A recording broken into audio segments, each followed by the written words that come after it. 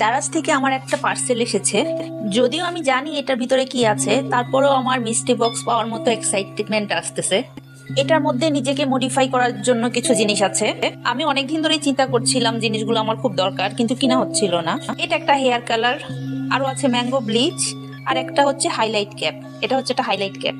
এই হাইলাইট ক্যাপটা আমি আগেও ইউজ করেছিলাম, অনেক ভালো জিনিস। চুল একটার সাথে আরেকটা লেগে যায় না। আমি ভেবেছিলাম এবার আমি চুল হাইলাইট করব, কিন্তু পরে করা হয় নাই।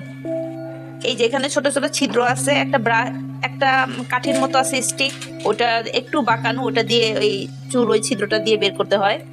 আর এটা হচ্ছে লিজন হেয়ার কালার। এটা এই প্রথম আমি ইউজ করতেছি, এর আগে আমি এই কালারটা কখনো ইউজ করি নাই। অনেক চিপ।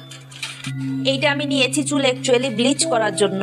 পরে যদি আমার মনে হয় তো আমি অন্য কোনো হেয়ার কালার করব, আগে ব্লিচ করব চুলটাকে। অনেক সময় ব্লিচ করলেও চুলে খুব সুন্দর কালার আসে। ম্যাঙ্গো ব্লিচটা আমার সব সময় পছন্দ। আমি কখনো ফেসিয়াল করি না, আমি অল টাইম ব্লিচ করি। আমি খুবই অভ্যস্ত এতে, আমার কোনো ক্ষতি হয় না, বরং স্কিনটা সুন্দর হয় আরো। এবারে সবকিছুই অনেক ভালো ছিল।